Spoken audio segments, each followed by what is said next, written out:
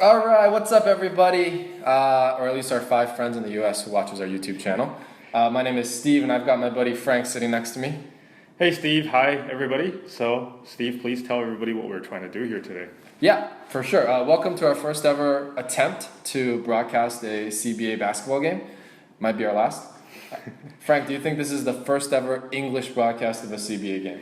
If we're talking about the Chinese Basketball Association as opposed to the Continental Basketball Association, then this very well may be, and hopefully we will, as you say, do more than this one game.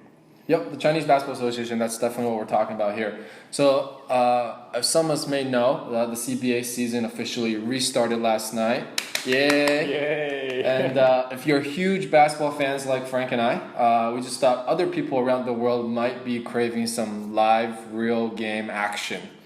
Yeah, man, this is definitely a difficult time around the world. The NBA has been talking about a restart, but I think a lot of the American sports leagues have been looking to Asia to see what they can and should do. So the CBA restart is actually quite a milestone.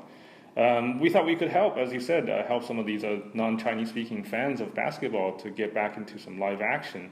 Obviously, you and I, we're not professionals at doing game broadcasting, so this is going to be kind of a playing it by ear situation. Since we both did a little bit of sports media work in the past, hopefully this is going to be a little bit more than just two fans sitting on their couches. Yeah, definitely. And a little bit about us. Frank and I have been living in Beijing for the past decade. We've been huge NBA fans since the 90s. We definitely don't claim to be CBA experts, but just sort of by being in China, you do know a little bit more about, we do know a little bit more about the CBA than maybe the average American viewer or Western viewer. And so for us, we have 3 objectives for this broadcast.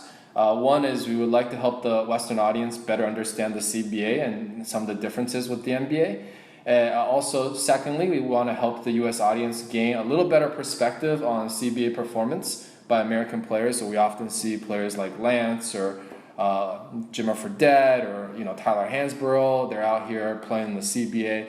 What does that mean for them ultimately in a return back to the NBA? And then also help the U.S. audience better understand some of the stories of the Chinese players and teams. So I think without further ado, let's actually just get into the game. Yep, the game we're going to watch today is between the Beijing Ducks and the Liaoning Flying Leopards. And we just had tip-off, and the Beijing team won the tip. So they're holding the ball up on top, looking for to make an entry pass. Which, in fact, you see that Jeremy Lin had the ball poked away by Zhao Jiwei from the Flying Leopards. But unfortunately, he couldn't control the steal, and the ball went off the sideline. Yeah, so this is a marquee matchup from last night.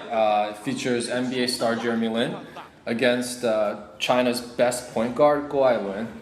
And we'll get into these stories a little bit more as we play out. But just to give the audience a little bit of paint a little bit of a picture of what we're doing here. Frank and I are watching this game in my apartment on my laptop the morning after for the very first time. So we've tried very hard to stay away from social media to avoid knowing anything that's about to happen. And so for the first attempt, Frank is going to be our play-by-play guy, as you guys have already heard, and I will try to be the color guy.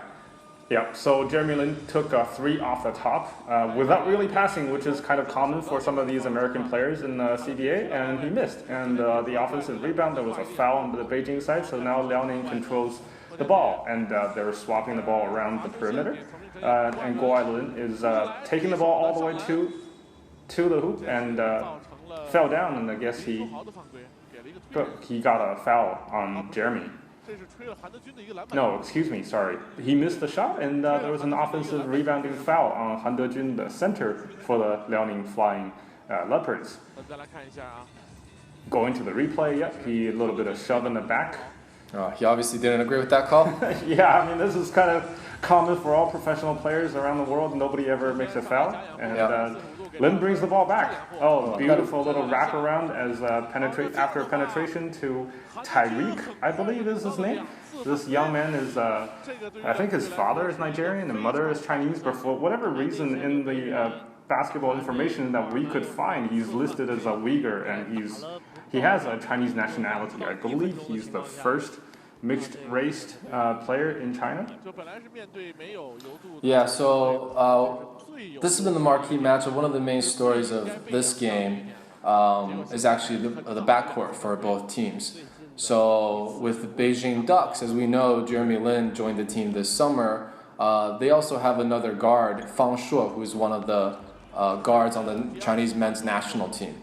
On the other side, we have the Liaoning Flying Leopards, and their backcourt is also very strong. It's effectively the starting backcourt for the men's national team. We have number 3 right now, who just passed the ball. His name is Zhao Jiwei, and he's one of the starting guards. And then, of course, as we mentioned, Guai Lun is probably the best playmaker, most skilled playmaker on the men's team. So this is a great matchup of the two backcourts. Yeah, so they took the ball, the Liaoning Leopards took the ball to the rack and actually got a pretty nifty little back bucket off the backboard. And afterwards, during the inbounds, Zhao Jiwei, as Steve just mentioned, actually he took a very aggressive swipe at the ball, but lost the ensuing, I guess, melee, and the ball went to Beijing, which made their way to the front court finally. So now we're inbounding from under the basket, and Jeremy Lin has the ball. He penetrates quite easily and tries to dump it off. Yeah, that looked painful. That's a scary fall. Tried to dump it off, got the ball knocked away, got it back, and when he made another fake, he was completely hammered, as you can see on the screen there. Yeah, that's one of the comments you'll hear from a lot of foreign players when they come first and play in the CBA is they talk about the physicality. It's actually quite a physical league. It's not the same type of physicality as in the NBA in terms of strength and speed and power, but there is a lot of contact in this league, and there's a lot of hard fouls in this league. Yeah, I think part of the issue is that these players want to show that they're as tough as the foreign players. I think when we get into the discussion, we can talk a little bit about the policies for foreign, what we call 外援 in the CBA. They're only allowed to play a certain number of quarters per game, and that policy actually changes every year. But to get back into the game action, Jeremy Lin took a start and stop from the free throw line and missed the shot. Coming back, the Flying Leopards brought the ball up and tried to dump it to their big center, Han Dejun, who was actually physically quite an imposing player, but he couldn't quite handle the ball. A true 7-footer whose game, his back-to-basket game has really developed over the years, and he's actually among Chinese players in the league one of the top scorers, averaging about 16 points a game. Yep, coming back, I think we can clearly see that the Beijing team is trying to penetrate and dump the ball off to their big men, and this is the third time I've seen this, but unfortunately their connection has not been great and they missed the pass again, but recover the ball, swung it to an open three-point shooter who knocked down the shot. So now we're looking at a 4-2 Beijing lead. Yeah, you can see how easily Jeremy is able to create opportunities for his teammates. He can pretty much get into the paint at will. Yeah. Coming back, the Flying Leopards went back to Han Dejun, their big center, who actually he looks slimmer than I've seen him in the past. Yeah. He looked like he must have been like Shaq size. Now he's actually kind of svelte. Means he's been working out during the quarantine. Yeah, that's right. So he took a nice little up and under move. The ball went into the hoop and he got fouled. So now we're looking at a 4-4 score and an additional free throw. So as Frank mentioned earlier, the NBA is probably monitoring how the CBA restart is going. And just to give a little bit of background, where we're seeing this game being played is actually in Qingdao. So it's neither in Beijing nor in Liaoning. There's 10 teams. There's 20 teams in the CBA, and they're divided into 2 cities. And basically, all the games are being played in these 2 cities. And almost basically all the teams will play in one single day. And then they'll have a couple days rest, and then they'll do another round of play. That's pretty typical for the CBA schedule. It's not basketball every single night. There's during even the regular season, there are weekday games and then weekend games, and it's more like a round per week. Yeah, actually, I think these 2-week intensive periods is slightly more involved. You have back-to-backs for the first time, I believe, in CBA, in order to fit in 8 games over 2 weeks, and then they move to a new location for another 2-week stretch. So ultimately, as you might not know, the CBA league has 46 games per week, or sorry, excuse me, per season. And in this case, they finished 30 games before, and we went into a hiatus period during the pandemic. So coming back, they're going to make up the next 16 games and have actually an abbreviated playoff. Just to get back into the game action a little bit, the Liaoning Flying Leopards got another 2+1 opportunity, but missed the actual free throw following offensive rebound putback. And Beijing came back, had a Zhou Yixiang come from the corner, come into the mid-range and hit a mid-range shot. Yeah, that was a good look. Yeah, wide open shot, short off the front rim from Flying Leopards. That's an that was a good move, good fake, but I guess Jia Yichuan lost Jia Xiaochuan lost the ball going up, and he's obviously lobbying for free throws. Yeah, Xiaochuan is also a quite notable player. He was a young player for the Marbury-led Beijing Ducks, and over the years he's developed and has now become a starter for the men's team, the Chinese men's team as well. And so, there's a lot of actually talent on the floor here, and this is why one of the marquee matchups for the league.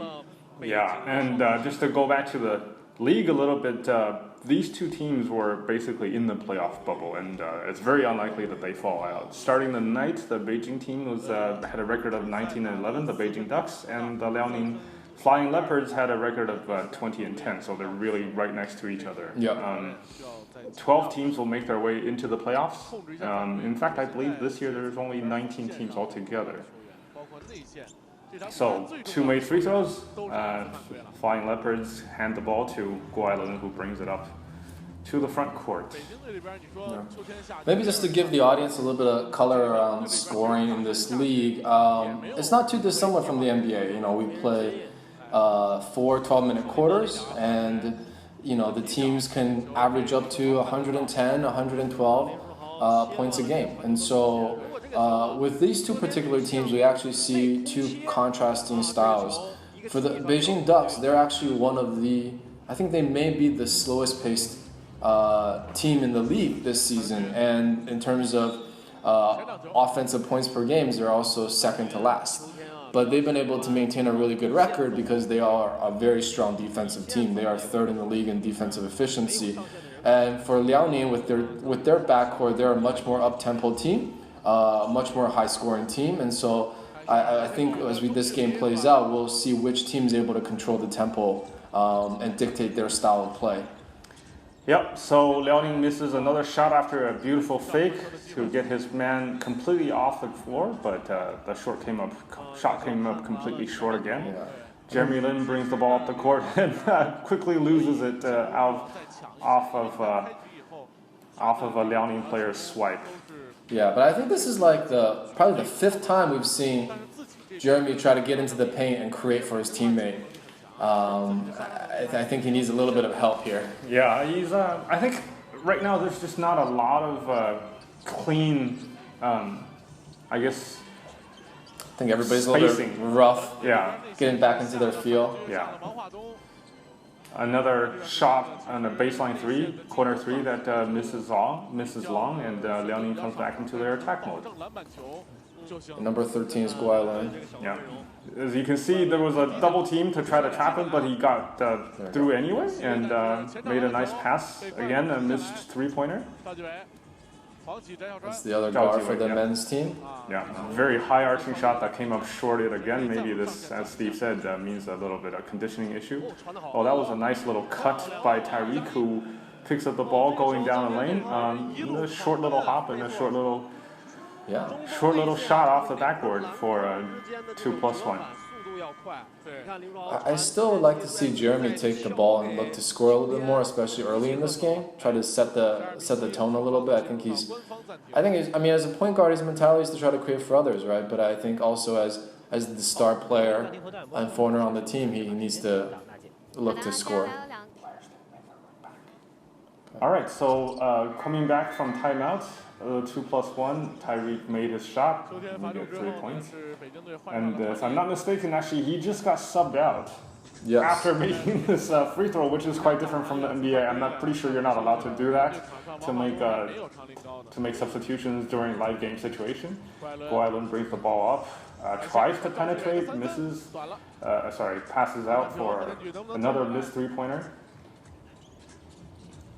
As we can see, Guailun has a pretty fancy handle. You can see the ball skill is definitely a little bit, a notch of grade above some of the other players on the court. Yeah, definitely a new generation of Chinese player. Traditionally, I think Chinese guards are expected to just make shots, right? Especially like in the 90s when Chinese basketball first entered into the international scene.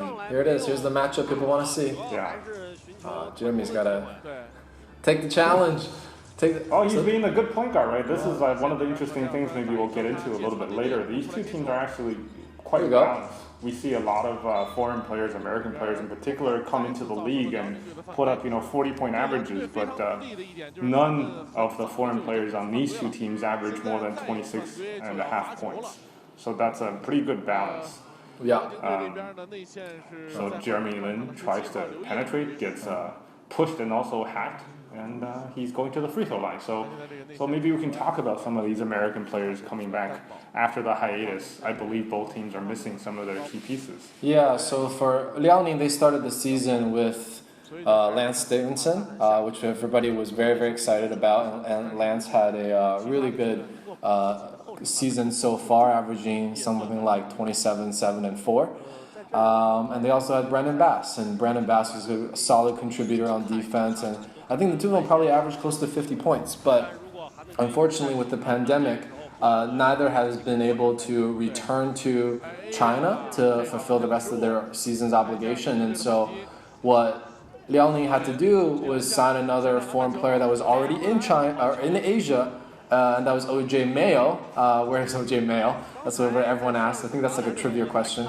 But OJ Mayo the past year has been in Asia, playing between Taiwan and the Chinese second-tier league, the NBL. And so he's on the roster. I don't believe he's active for this game. And we'll get into that a little bit as well later. But so that's the situation for Liaoning. For Beijing, they had, to start the season, 3 foreign players. Obviously, Jeremy Lin, who we see in this game, and then also 2 big men, Justin Hamilton and Udo. Yes, Udo. Yeah.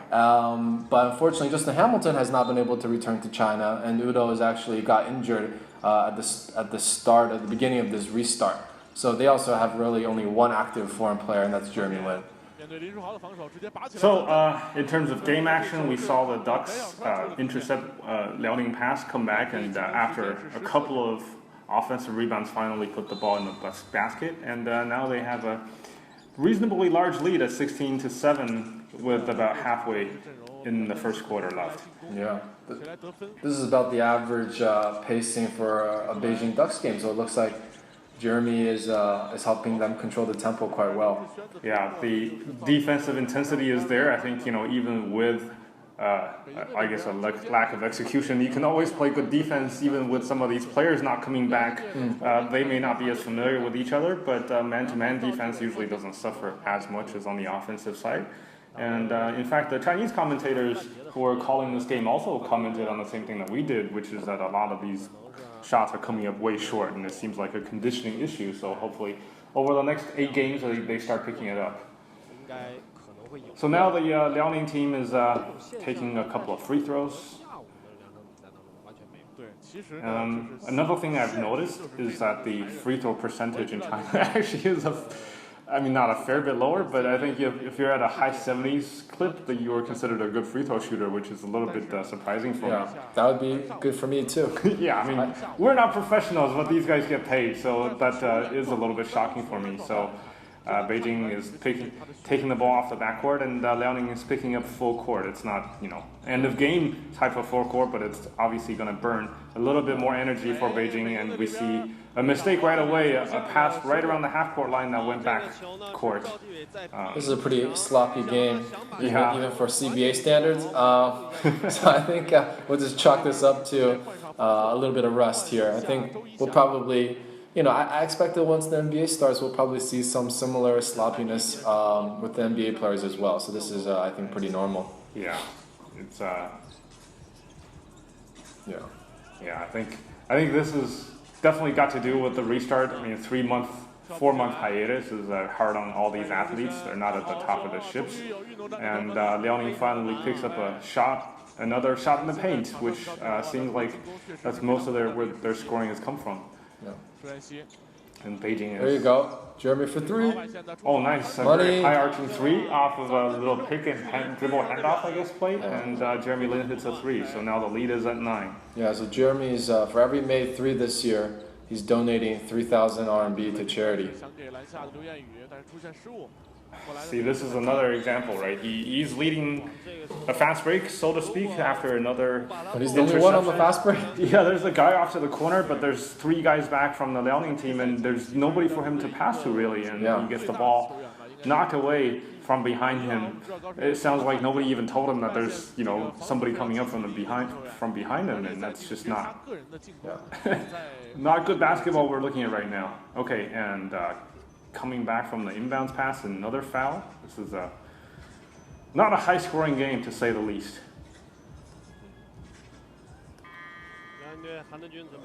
So Han Dejun is about to come back, the starting center. As we were talking about, he's one of the only, I think, international level big men on the entire Chinese professional basketball circuit. He's as Steve mentioned earlier, he's actually got a pretty solid back to the basket game, but he is a little bit slower compared to your familiar American big man. And he kind of looks like a lot like a famous Chinese comedian. So who's what, 5'5"? Yeah. So the analogy would be like if you had like Kevin Hart's face on, I don't know, Karl Anthony Towns' body. Yeah. All right, 2 made free throws, and the Flying Leopards are back on the attack. The ball goes off to the angle, and Han Dejun takes it right away. Defending this big body in the post. I couldn't find him in the post. Yeah, I think the spacing is a big issue. They don't really give him enough space to operate. And ball is taken to the hoop for another foul. This is a very slow-paced game. A lot of foul shots already here in the first quarter. As you can see, they're fronting Han Dejun, but he's able to open up a lane for the guard to take the ball to the basket.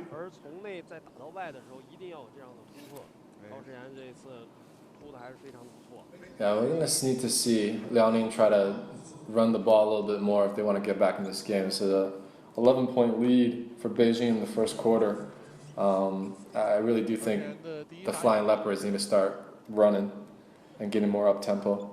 Yeah, it's I think having lost their 2 offensive weapons in Lance and in Brandon Bass, it's a little bit difficult for them to find out their offensive focus outside of Guo Island. Because right now, obviously, it's Guo Island trying to penetrate and also Han Dejun trying to post up.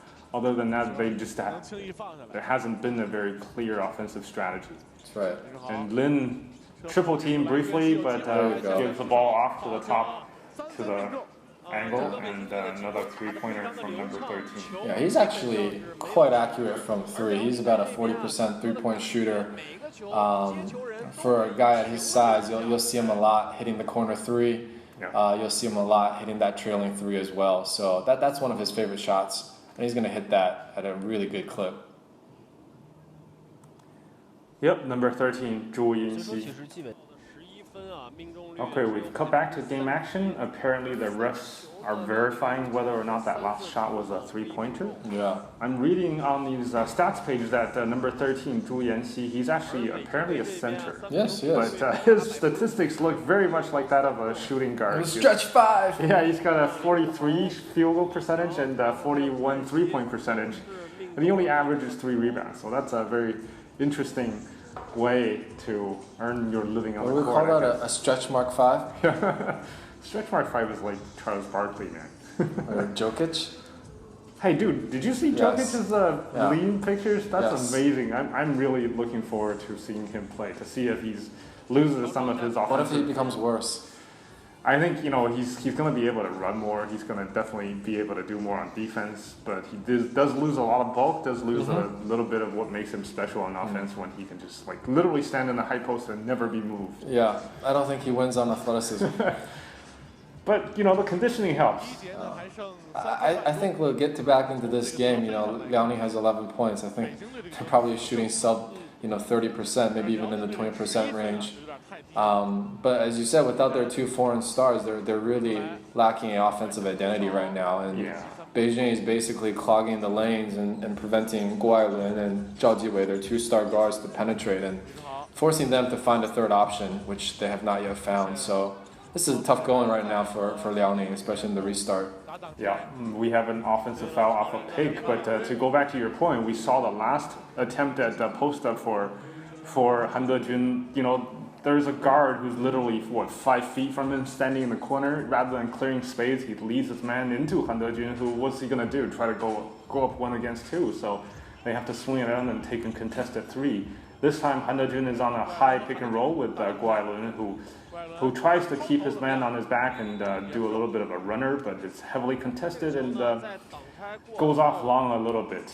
Luckily, the basketball was knocked out to the top of the key where Liaoning recovers. Another substitution, and I think Jeremy is finally subbed out for the first time. Yeah. Oh no. No, Zhu Yanxi are stretch 5. Undersized stretch mark 5. Yeah, I think he's 6'9", 6'10", right? Yeah. He's not that small, especially when you're missing your 2 foreign, Justin Hamilton and the other players are both out for this game. You got to go deeper into your roster for your bigs. Yeah, that's true. Han Dejun switches through 2 free throws. I would say at least half their points came off the free throw line in this first quarter. This is not a well-executed offense so far. We have number 8 bringing the ball up the court. He hands it off to Lin Shuhao to Jeremy Lin, who. That's a nice little set play. play. That is really nice. Yeah, we have an off-ball pick and roll, freeing up number 8, who knocks down that 3. Fang Shuo, who knocks in the 3 from the 45-degree angle. A beautiful baseline cut for Liaoning. Number 10 scores off the basket. Another high pick and roll. Ooh, poorly executed pass. And Beijing hands the ball right back to Liaoning, who is 12 points back with 2 minutes to go. That's a nice play. Yeah. Really nice play. That's a well-drawn play. It's a very fast shooting motion for Fang Shuo. Yeah, he's a. Yeah, that's another thing that makes Han Dejun special is that he actually has that 20-footer in his arsenal. And in the NBA they would bag him for not taking another step back. He's literally got his back foot on the 3-point line. Yeah. But for a big man to shoot that shot, it was quite a smooth shot, and it's a very useful offensive tool. Yes. And we can see Liaoning being a lot more aggressive on the ball now. But Jeremy holds the ball at the top. Gets a little pick, but misses a contested 3-pointer. Yeah, with the shot clock running down. Yeah. And Liaoning is trying to push the tempo, but really most of their guys are not running. I think this has something to do again with the fact that they're missing their 2 American players, who obviously are the faster runners on the team, and Han Dejun is not going to be one of your first guys down the court. So another missed 3-pointer from the top, and Jeremy Lin brings the ball up the court. And now he's off ball, trying to set a pick. Gets free, takes another 3 that is way short. He had, I guess, a pick with Changlin, who wasn't as free as he was. And now we go back to the front court where the Flying Leopards are trying to make something happen off of nothing. And Guo Ailun really makes a lot of fancy dribbling moves, but goes into the middle of nowhere. And as he tries to hand the ball off, Jeremy Lin sets a very good play. Yeah, very good clearly play. he was Good already slide by Jeremy. Yeah, takes the charge. I think the Ducks have seen through this strategy. They're going to clog the paint, force them to kick it out, and force other players to hit jump shots. Yeah, and you can see they don't really fear the outside shooters. No, not at all. Anytime the ball comes in, all these guys, there are two guys that slide over to try to take the charge, and the guy standing outside has, 6 feet of space, wide open three-pointer, but nobody's even running to him. All right, now we're back into the game action. 24 seconds left in the game in the first quarter. Jeremy Lin is taking a breather. In fact, we see a very clean, I don't know if you would call this a penetration. He literally just took his man on his arm, Changlin, and went all the way to the basket, and a little 3-foot shot off the backboard. Yeah. A strong drive from the three-point line. Yeah. Powers through. Yep. Gets the bucket. Yeah, it's a beautiful basketball move. But also, maybe even better, all his other teammates stood their position so that nobody drew another player in to help with the defense. Whoops, missed shot, missed free throw, but offensive rebound. Another 14 seconds left to make another play for the Ducks. Yeah, they're just going to hold this for the last play. Yeah. And pick and roll. Off a backboard miss, and offensive rebound and missed again. And the first quarter, actually I think they called a foul. I believe they called a foul with 0.9 seconds left. An offensive foul on the rebound. Yeah, I believe this gives Liaoning maybe another attempt at a free throw line. Okay, that's a silly foul. I think he was complaining, Changlin was complaining that he was fouled and trying to force the refs to make a call, and he did.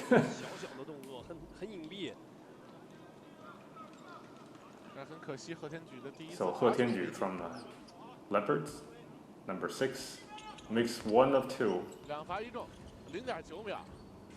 Half-court shot. Oh, it hits rim. It's pretty close. Yeah, so we end the first quarter 29-18. Okay, now we get back into the second quarter, and Liaoning, the Leopards take the ball off the court, and let's take a look at if their strategy changes.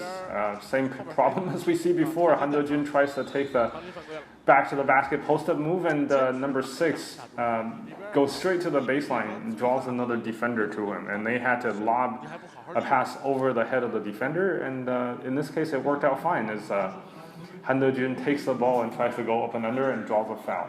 I like what they did with the bleachers. I saw that shot where they, obviously in this arena there's no fans, but for some of the empty seats they hung some of all the different teams' jerseys. So that's a nice little thing to have. Yeah. This is, again, a closed-off environment, basically a bubble. I believe in Qingdao, part of the reason they picked Qingdao was because the team that runs there actually owns the arena, and they actually have a hotel room that's less than a mile, actually less than a half mile from the gym, and all the players are asked to stay there for the full 2 weeks without ever exiting the bubble, so-called bubble. So. It's definitely no Disneyland. Yeah, it's not. It's a beautiful city, as you know, Steve, being in China for the last number of years, but it's not Disneyland. So Beijing is on the attack. A couple of cross-court passes and a three-pointer off the baseline from number 11. These cross-court passes in the NBA would get picked off easily, right? But in this case, it was able to get 3 points off the effort. There you go. You got to take that. Now we have a clean post-up attempt from Han Dejun. He comes out and ball's fed back into him, but you can see the defensive players are not really that worried about the long shot. As I say this, Guo Ailun hits a three-pointer off the bounce. Step back 3. Yeah. I love James Harden. Minus the beard. Minus the beard. James Harden also shaped up, apparently, running the hills in Arizona. I wonder if he got his beard cut during this time. Oh, you gotta pass that. Oh, nice little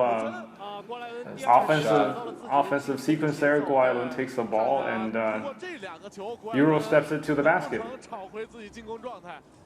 So 5 straight points for Guailun as well as for the Leopards, and Beijing is trying to run a pick and roll up top.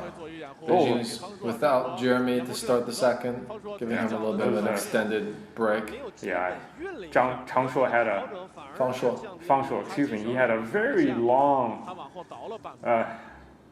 took literally a second and a half to regather himself, and misses a wide open 3 coming back, the inside-outside move, and Han Dejun actually loses the ball from a solid defensive play. Yeah, there we go. Beijing the corner guy. So Beijing has had several good looks. I think they're just missing their shots. They seem to be playing together as a team far more than Liaoning at this point. So again, the Guailun one-on-one. Good box out from Beijing. Yep. Rebound and a slow offensive set. This is almost like a Princeton offense. Nice. Yeah. Another beautiful play. Another wide open 3-pointer that misses.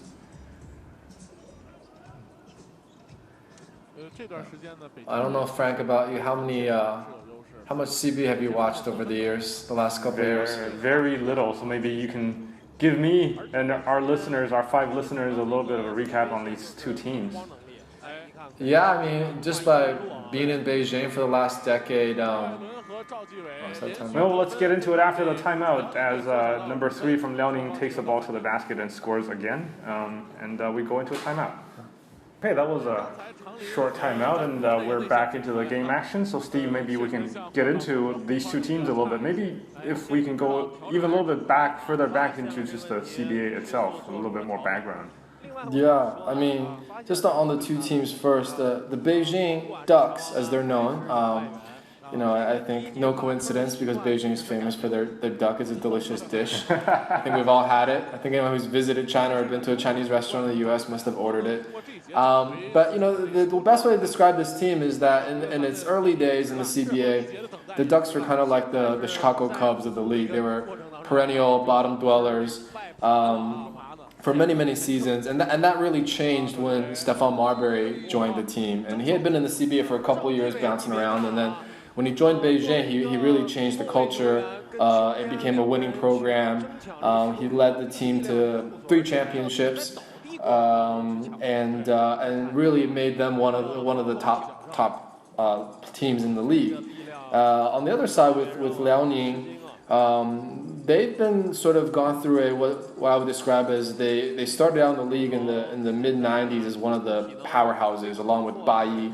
We'll talk about Baiyi team another day, but they kept bumping into Baiyi in the finals, and then they lost 3 straight years in the finals to Baiyi. Then they went through a down cycle, and their fortunes really changed with the arrival of Guailun in the beginning of this past decade. In the 2010 season, he joined the team as a very young and talented player, and has really led them to become one of the top teams also in the league. They went to 2 straight finals in 2015 and 2016, losing to Beijing in 2015 and losing to Sichuan in 2016. And there was always this stigma that they were always the runner-up team. They had gone 0-6 in the finals, and then finally Buffalo Bills. Yeah, that's a great analogy. They're the Buffalo Bills, and then finally in 2018 they broke through and won their first championship. And so 2 very strong programs, and with a lot of talent on both sides. Yeah, maybe we can talk about the geography behind these 2 teams a little bit later.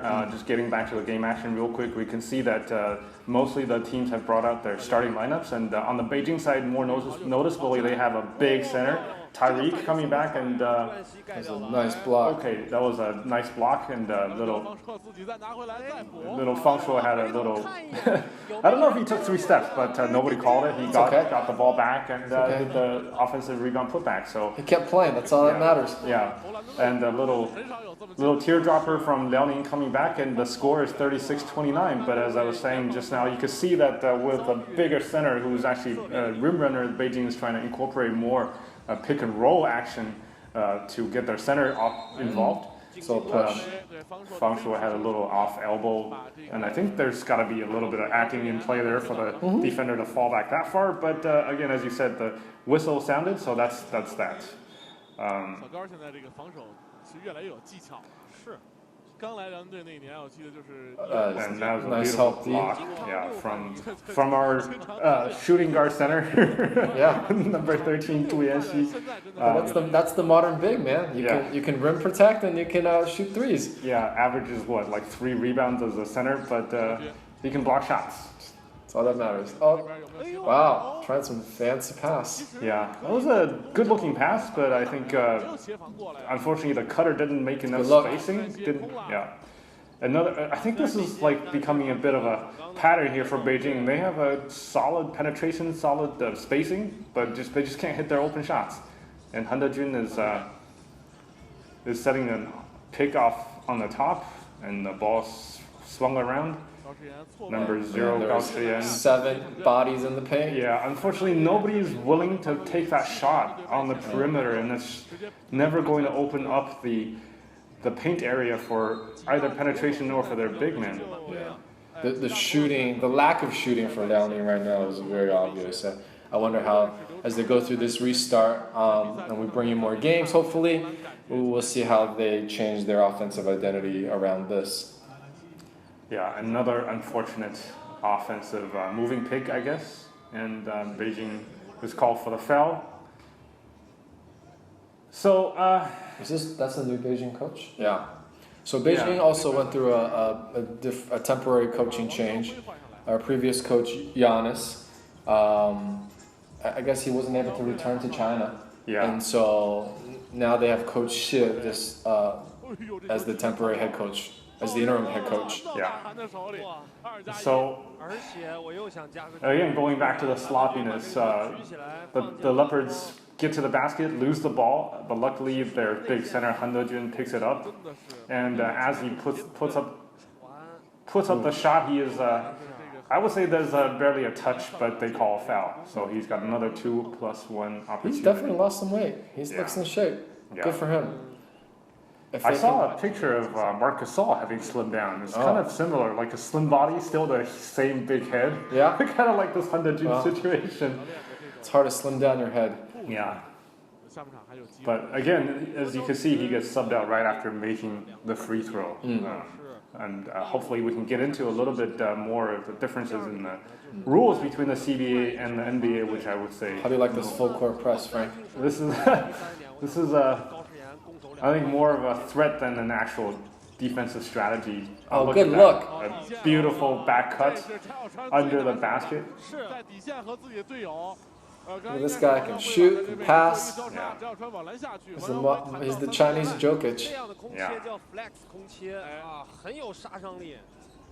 So I think the Beijing team is missing their foreign players less than Liaoning for sure. The Ducks are still playing as a team. Maybe Jeremy Lin being there helps, as he's really able to.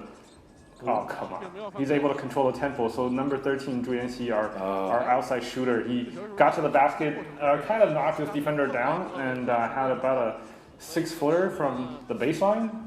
I understand it's a tough shot, but as a big man, he should try to take that shot, which he didn't. They lose the ball, and Liaoning is back with Guo Ailun going up against the center one-on-one. He did not take the ball all the way to the rack, passed it out for a three-pointer that missed, and Beijing comes back with a similar play, penetration to a 45-degree angle three that hits the bottom of the net. So Beijing now is pushed the lead back up to 9 points, and we have another timeout. 但是北京队这些三分球呢，基本上都是来自于传球。是啊。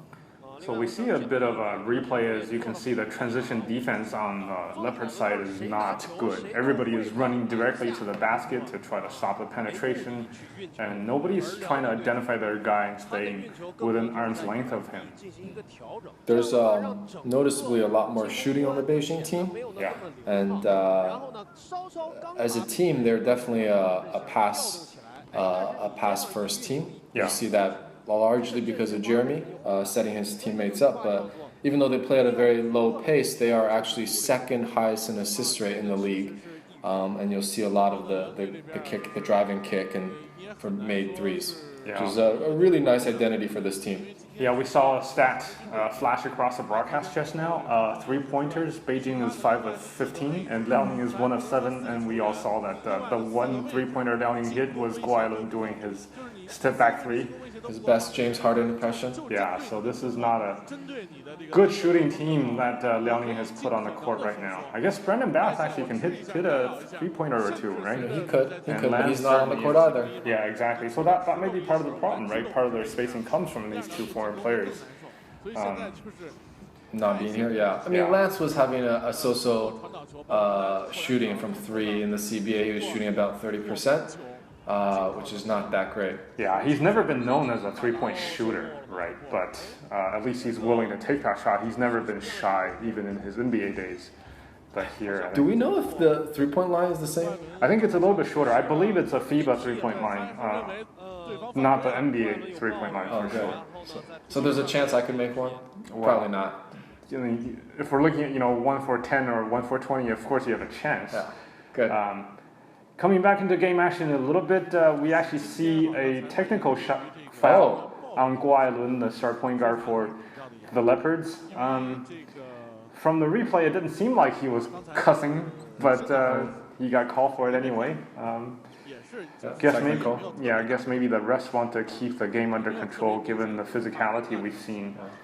But sometimes there's no real rhyme or reason to these calls, so we'll just go with the flow. There's actually only 4.5 minutes left in the second quarter. It's gone much faster than the first, where there was so many fouls and so many foul shots. This has been a lot cleaner in the second quarter, a lot more actual, a lot more fluid. Yeah, a lot more set plays, especially from the Beijing side.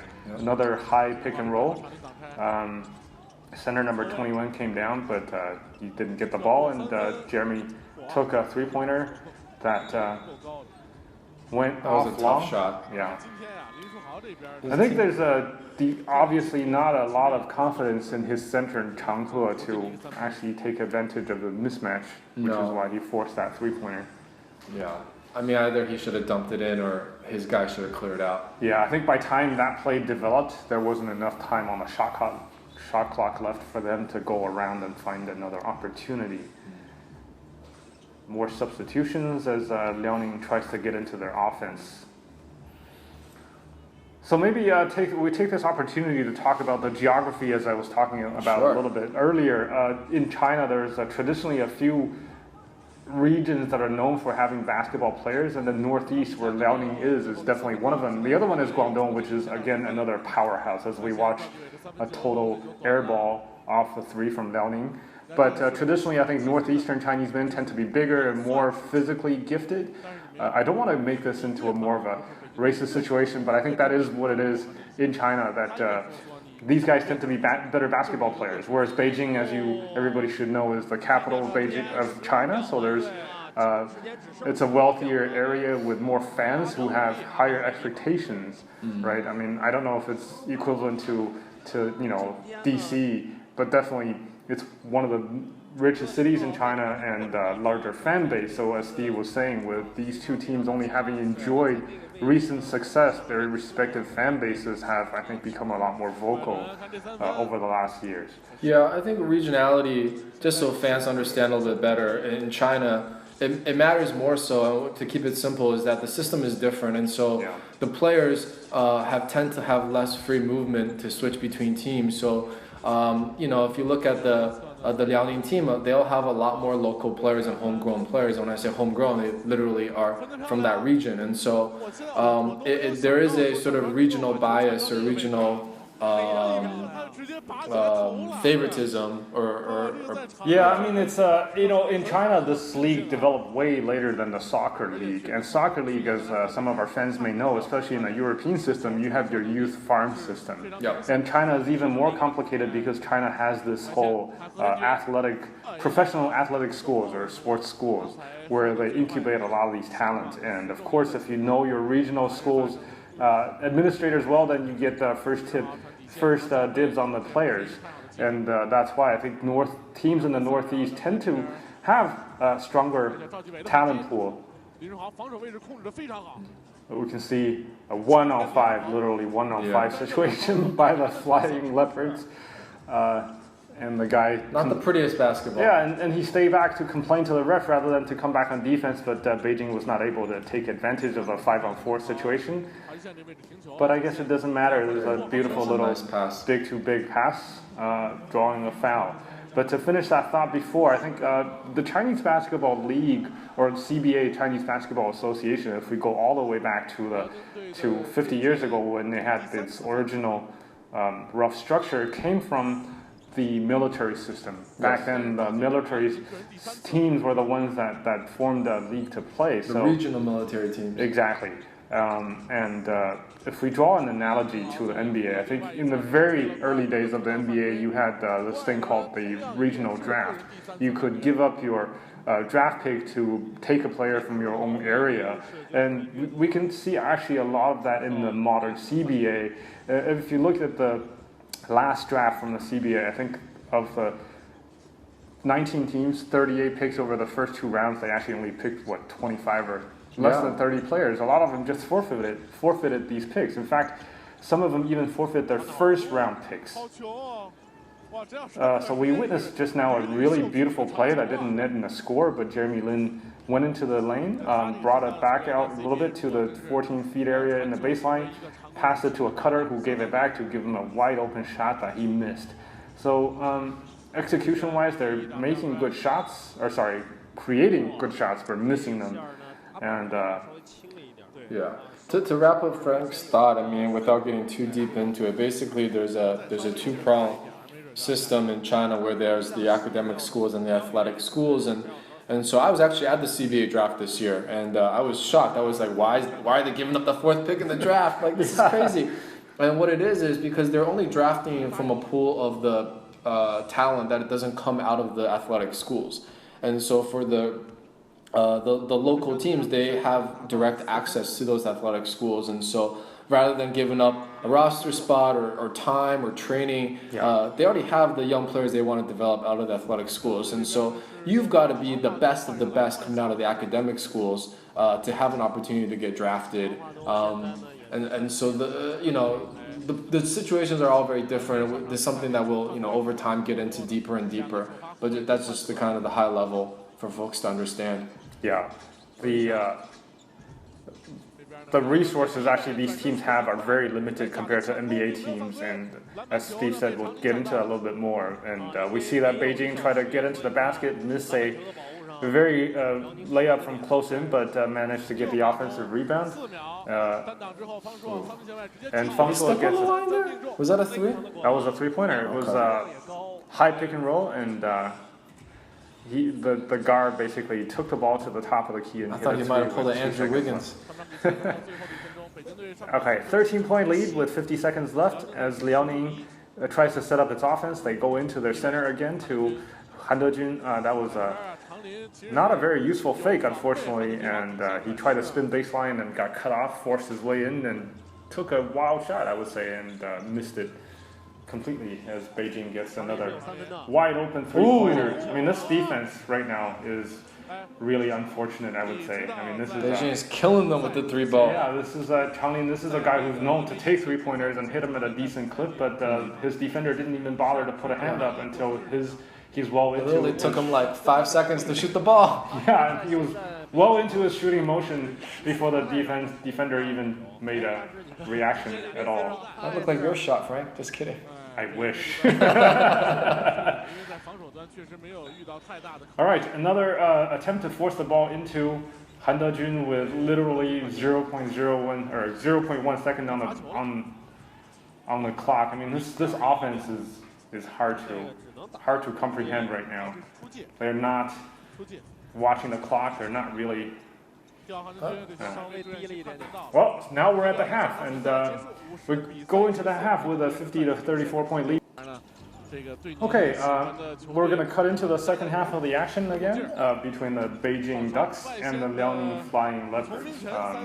As play starts, the Liaoning actually hits a 3 right away, and hopefully maybe things got a little bit better for them after their halftime break. Still can't defend the 3. Yeah, they tried to trap, which was reasonably effective in the first half, but completely missed a 3-pointer in the front court, and Beijing answers right back with a 3 of their own. So as we get back into the action, we just want to introduce ourselves again. I'm Frank, and I'm sitting here with Steve. We have been friends for over 10 years here in Beijing, and we're both avid NBA fans, and that's how we got to know each other when we flamed each other on the basketball court while talking about our respective teams. What is flamed each other? Trash talked each other. Oh, we trash talked each other. Actually, we flamed each other in the WeChat group. I've never heard that term before. Okay. It's a new one. All right. So we got together and we started trying to do a few things about basketball. We actually tried to do a Chinese language podcast about the NBA. Later on, I think Steve got put more of his time into this company called Thumb Media to do sports here in China, mostly basketball, but also other sports-related content. Mostly Chinese language content, but we actually find English is more comfortable for both of us. Yeah, for sure. And also, it's just, again, given this pandemic situation, I think a lot of our American friends obviously are missing sports. And so now that the CBA has restarted, we want to take a look at if this brings any joy to any of our audiences in the U.S. Yeah, feel free to give us comments. If you think we're really bad, tell us why we're bad so we can be less bad at it. And if you have questions about the CBA, like what are the rules, we'll look them up. We don't know them, but we'll definitely look them up in Chinese, and then we'll translate it for you in English. So yeah, we don't know a lot, but we're here to just help facilitate for folks to just enjoy watching some real basketball. Yeah, and action is actually getting kind of interesting. Just now we saw the replay from the Beijing very, very well executed play where the big man or their power forward actually took the ball down the lane and dumped it off to the center Tariq, who got a dunk. And you can see Tariq's range has got to be no more than 5 feet from the basket, but he is quite an offensive weapon when he's on the court. I think he's a nice prospect for Beijing. We'll see how they develop him, but. Yeah, but for now, the Beijing foreign players are both big men, right? He's only 22 years old. Yeah. See, another trap. This is actually a bit of a intense three-quarters court trap, and they're missing. It's a good run. Yeah, but their defensive spacing is an issue. Another. And it's a nice play though. Yeah. 4 out, swing the ball, drop it off. That's like the Capella of the Ducks. If he can be Clint Capella, he can make $70 million a year, or not $70 million a year. He can get a $70 million contract. $80 million contract. Yeah. After tax. I'm just kidding. Yeah, I mean, maybe we'll talk about the NBA a little bit as we're talking about this. I mean, I still have no idea why Atlanta is taking him on, having John Collins on the team. But especially since I have John Collins on my Dynasty Fantasy League, that's why you care. I'm pissed off. I was like, why do you care about the Hawks? You don't care about the Hawks. Well, I care about the Hawks. They have a fun team. But so Beijing tries to get to the basket, got a bit of a runner off the basket that missed off the front of the rim, and the Leopards are back. They're still facing a 15-point deficit. Guo Ailun tried to go against the big man. Shot was clearly was interfered with, and Beijing got a 2-on-1 break. Nice handoff and a nice little 2+1 opportunity. Yeah, South China is actually one of the more athletic. This is number 20 for Beijing. He's one of the more athletic players in the CBA. Unfortunately, I think he's been hurt with injuries the last couple of years. But at his peak, he's someone who who can play at all levels of the court. You know, from the close range to mid range to shooting threes. So we would like to see him get back healthy, and it'd be a huge boost for Beijing.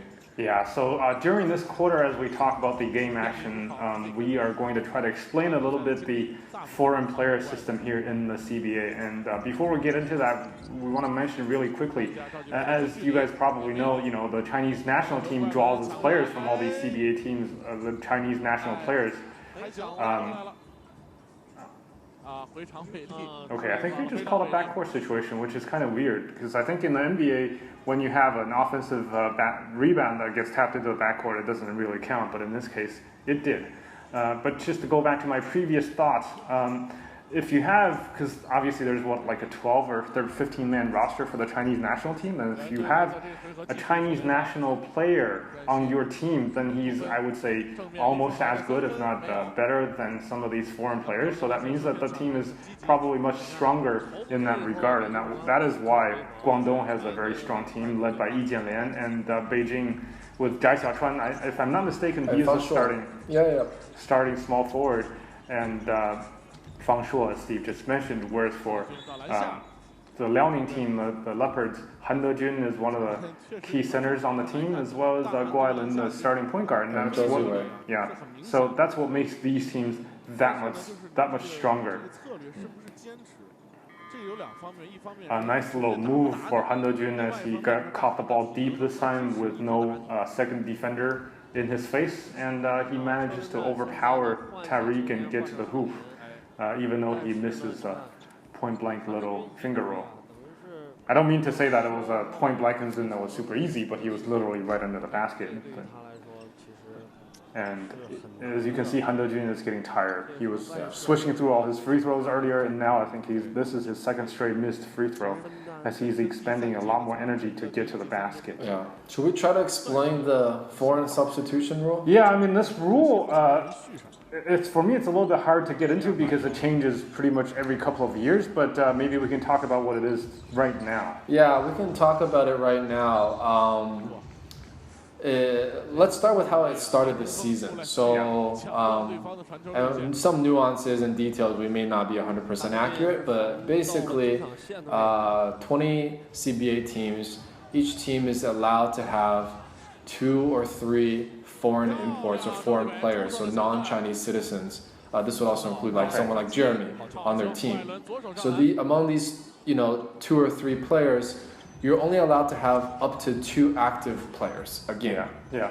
So you can have 3 on your roster, but you can only designate up to 2 to be active. Just to make a minor amendment to what you just said, actually, there's a distinction between like a Western player and an Asian player. Right, for this season, correct. Yeah, but that distinction also won't. Anyways, next season they won't have the distinction. Oh, okay. So for foreign players, if you're allowed to have 2 active players per game, you can play them for up to 6 quarters.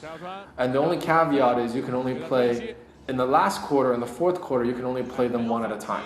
So what does this mean? So in the fourth quarter, you can play 12 minutes of a foreign player. So Frank and I are both Americans. So if I play the first 6 minutes, he can play the last 6 minutes. But we can't play on the court together. In the first, second, and third quarter, we can play up to 60 minutes, and we can play them together. So we can play quarter 1 together or not, but we're only allowed to have up to 60 minutes of time on the court added up. Yeah, I mean, it's quite complicated. That's how the season started, but now with the restart. Oh, sorry. All right, now we're cutting back into the action. We were just hoping to explain the foreign player rules as Steve was talking about before the break. Steve was mentioning this in the terms of minutes, but I like to think of it just as a quarter situation. It's much easier to think of it that way. If you decided, for example, let's say Steve and I both get onto the court for all of the first 3 quarters, then that means we have 6-man quarters all used up. Then no foreign player can get on the court in the last quarter. And I think typically teams tend to have different strategies on how they use their players, but ultimately they will always have a foreign player in the last quarter because, especially in some of these weaker teams when they have a stronger foreign player, they literally could handle up to 30 to 40% of the scoring for the entire team, and maybe even a higher percentage in the key quarters. And one more distinction to make, since the Asian player thing is going away, we're just going to mention that for I think the bottom 4 teams or something, they're allowed to have 7 man quarters, and so they do get an advantage that way. Yeah, the bottom 4 from last season. Exactly, from last season. I think obviously this doesn't really help Chinese basketball because it never helps to just dump the ball to the best foreign player and never let your Chinese players get experience. And I think the league is trying to deal with that a little bit more. And given that this restart has brought us fewer foreign players back to China, I think they may be taking this opportunity to try that out. And maybe Steve, you can talk about how the restart rules are different. Yeah, so for the restart rules, because a lot of the foreign players haven't been able to make it back to their Chinese teams, they've made a small adjustment. And what it is basically if the opponent does not have any foreign players active, so in this game, Liaoning does not have any foreign players active, then Beijing only gets 4 man quarters, foreign player man quarters. So that's why we see Jeremy as the only foreign player. And so it happens that for Beijing, they also only have 1 foreign player. Had they had 2 active foreign players, they could only still play them combined for man quarters. Yeah. Right? If Liaoning had 1 foreign player, then Beijing could play their 2 foreign players 6 man quarters. Yeah. So that's the adjustment because, like we said, because of the pandemic and the travel situation everywhere, certain teams are at a disadvantage if their foreign players are out. We know that earlier Liaoning had signed OJ Mayo, but he was inactive for this game. I think part of the consideration is that he might not be 100% ready or in game shape.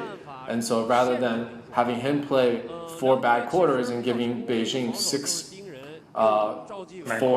foreign man quarters, they're just going to give Beijing 4 and have OJ sit out this game. There are 19 or 20 teams, but actually 12 of them make it into the playoffs. If I'm not mistaken, number 5 through 12 play a little first round, while the first 4 get a bye. So in this case, these 2 teams and most of the teams that are almost at 600 winning percentage, they are going to make their way into the playoffs. Yeah. It's very unlikely that these teams fall out of the playoff situation, so it's a good opportunity for them to really get their team players more exposure, more experience, get back into their rhythm that they had before the break.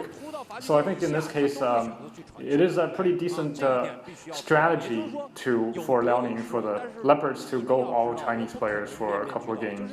But of course, they do need to work OJ Mayo into the rotation at some point. Yeah, and I think, like you said, though, there is a difference between 4th and 5th place, and these 2 teams are right now sitting between 3 and 5. And that's true, yes. So they need to make sure they get that top 4 seed. Yeah, and just to get back to game action a little bit, we saw several very pretty plays from the Beijing Ducks. Unfortunately, this one didn't come up with a score, but they had 3 consecutive 3-pointers, and Jeremy Lin had a beautiful pass where there was a replay where we see a baseline cut that came up with a nice little 0-footer finger roll almost. So Beijing has expanded its lead to 21 points after this last basket, 19-point lead with 4.5 minutes left in the 3rd quarter. I'm not sure why Beijing had 3 guys guarding the shooter and leaving the guy in the post wide open. Yeah. I mean, this is execution issues, hopefully, that they can work out. But I think Chinese teams, or let's say CBA teams, towards the end of the game tend to get a lot more isolation heavy. A lot of these foreign players tend to play a lot of hero ball. I mean, I think physically speaking, they are much stronger and faster players. So this may be the wisest strategy. So we'll continue to monitor this restart and see if that is still the case. Tariq, the Beijing center, just checked back into the game. Still only 22 years old. Yeah. I think he's got room to. I think he needs to become a decent player. Fill out a little bit. Right now, he seems a little bit on the. I remember seeing pictures of him when he was 16, and he was very skinny. So he's definitely already grown quite a bit. Yeah. So Guailun tries to get into the paint and gets the ball knocked out of his hands, and foul was called. Yeah, there was a clear swipe on his wrist by Zhai Xiaochuan. Yeah, this has been not been his best season, I would say, for Guailun. He's usually averages over 20 points a game, and this season so far he's averaging a little bit less. Another, I would say, a very poor play between these poor execution between the two players, but I guess saved by the last second 3-pointer. Time running out. Hit that nice jump shot 3. Yeah, I think you can see that with this large deficit, the Leopards are trying to make things more difficult in terms of full-court press to get Beijing out of its comfort zone a little bit. Let's see if it works. I know it doesn't feel too different watching on TV, but I do wonder what it's like for the players playing without an audience. Yeah. You know. Well, you know, I think for the CBA, unfortunately, maybe it doesn't matter that much because these a lot of these arenas. I mean, Beijing and Liaoning may be an exception, but when they go to like a road game, a lot of these arenas have maybe a couple of thousand fans at most. Yeah. So maybe it doesn't bother them as much. For NBA players, obviously, this will be a problem. Yes. I've definitely been to a few CBA games where there's probably only about 800 people in the crowd. Yeah.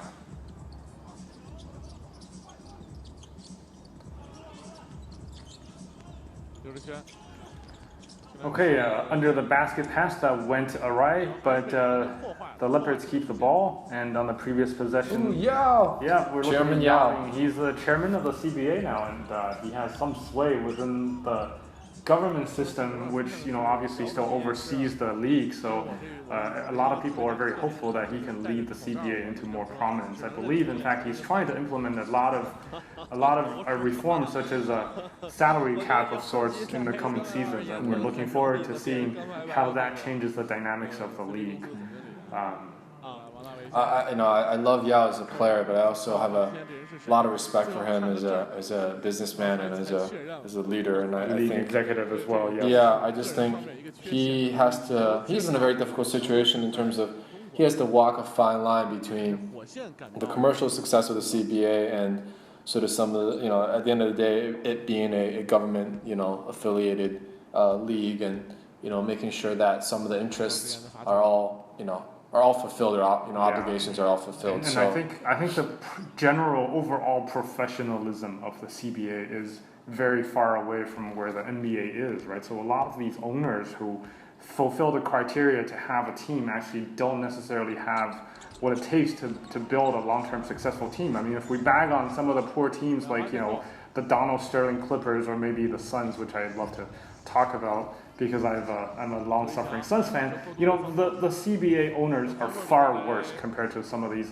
poor NBA owners. And a lot of them maybe, they're ready to dump their team, if their businesses are unsuccessful, and this is a difficult situation for Yao Ming to navigate. And we just saw a very beautiful play by the Beijing Ducks where the ball made its way around the three-point line with 4 out. Inside out, followed up by another beautiful defensive play by Tariq, who blocks the shot, and fast break situation, one of the few that we saw by the Ducks. Gaoni needs to call timeout. We'll come back to this.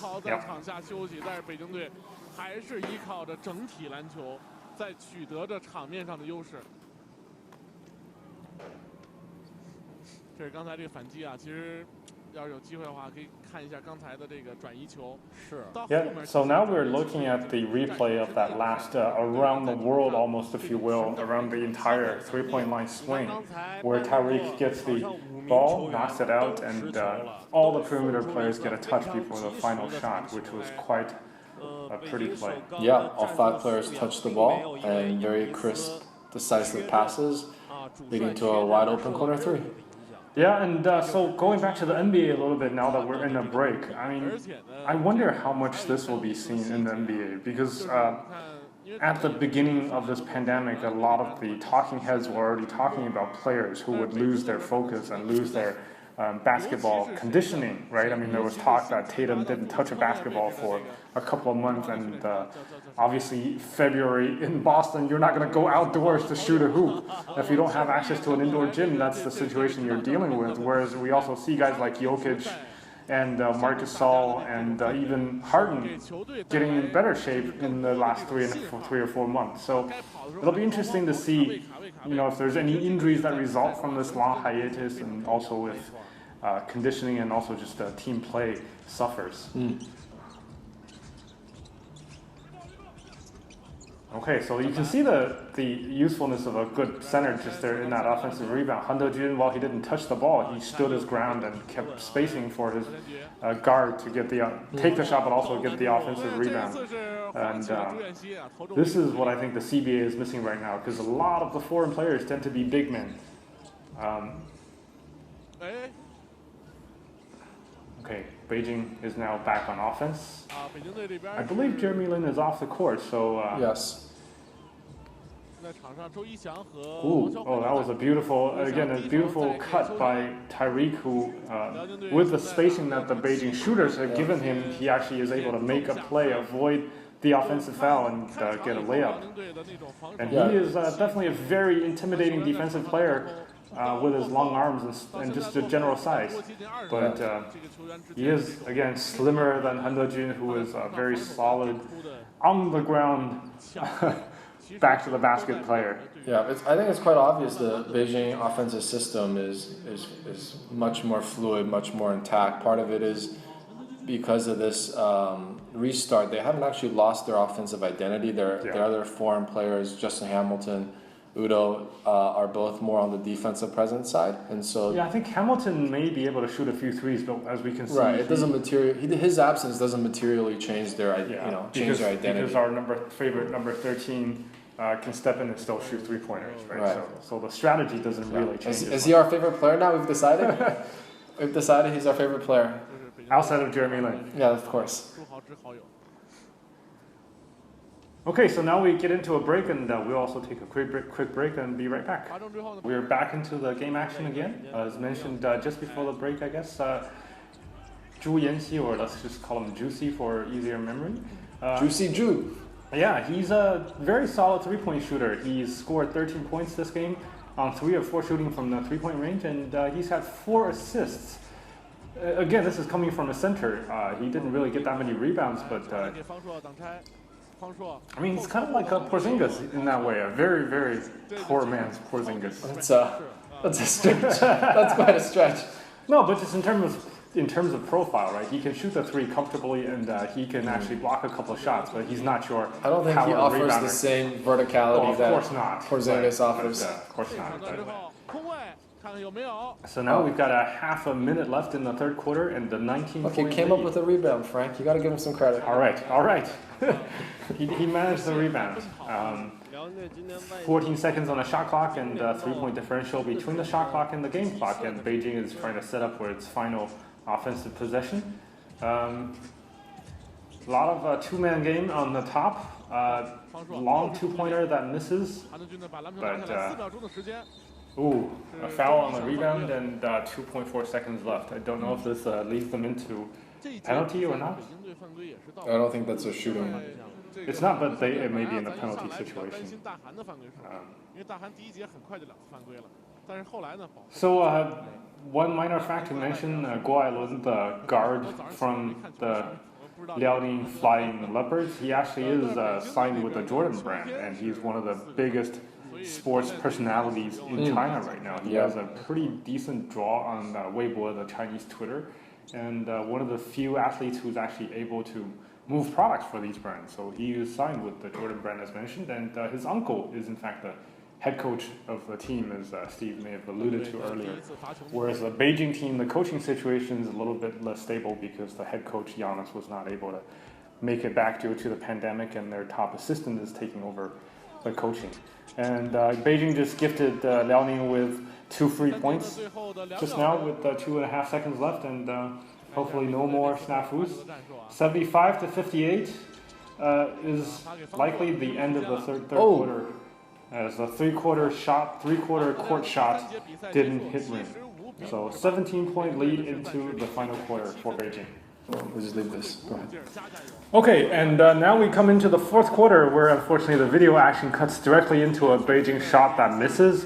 Coming into the fourth quarter, the Beijing Ducks lead the Liaoning Flying Leopards 75-58. And Liaoning makes another poor interior pass that Han Dejun couldn't handle, and it goes off the baseline, so Beijing comes back on offense 30 minutes into the quarter. 58 points in 3 quarters is definitely not normal for even a CBA game. Of course, you always get these lower scoring games, but I think CBA scoring tends to still be in the 100-point range, especially when you do have a lot of foreign players, as we mentioned. They tend to be able to put the ball into the basket. Yeah, these guys will average like 35, 38 points a game. Yeah. Easily, so. And there was a shot just now by our favorite guy, Julian C. He tried to draw a foul, but his defender got out of the way, and he still managed to hit the shot anyway. So he brings the lead up to 19. Oh, that was a nice beautiful pass. little lob, but no dunk. That might be too hard. Yeah, I think that's not part of Han Dejun's game. He's definitely a ground-bound big man. And as we can see, they're still playing tough full-court press. Oh. So he broke his hand before the Chinese attempting an commentators. alley-oop dunk. Yeah. I think unfortunately most of these Chinese big men, even when they have the size, they lack the explosiveness to get off the ground quickly. I mean, if you have like a wide open shot, some of these guys can get off the ground and make a one dunk, right? But if they have to jump, catch the ball, and get off the ground again, it's very difficult for them. And this is what makes it kind of, I guess, interesting for these Chinese teams, especially when we mentioned Guo Ailun earlier. He's playing more of an athletic style game than your typical Chinese guard.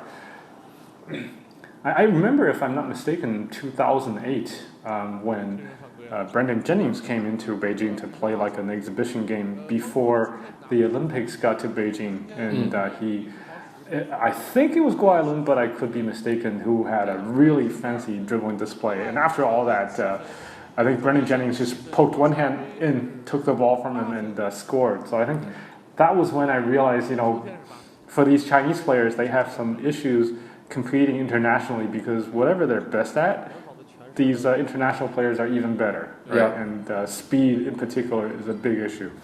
Yeah, it was like taking candy from a baby. Yeah. So the big men are not as powerful, the guards are not as fast, and it's difficult for the Chinese basketball team, national team, to really improve significantly.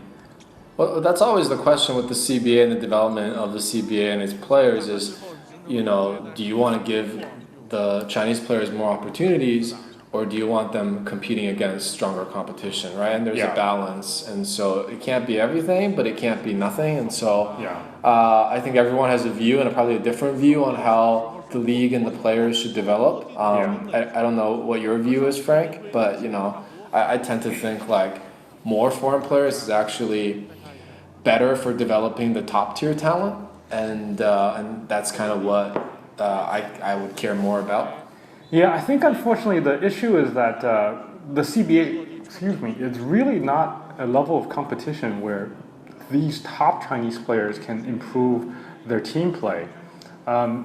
Recently, I think the Chinese national team had tried an A-B team format, or a blue-red team format. And I think that's actually kind of useful, right? You need to give these top players exposure to international competition, but really in an international stage, not in a CBA stage, where I think so many things go into the dynamics of gameplay.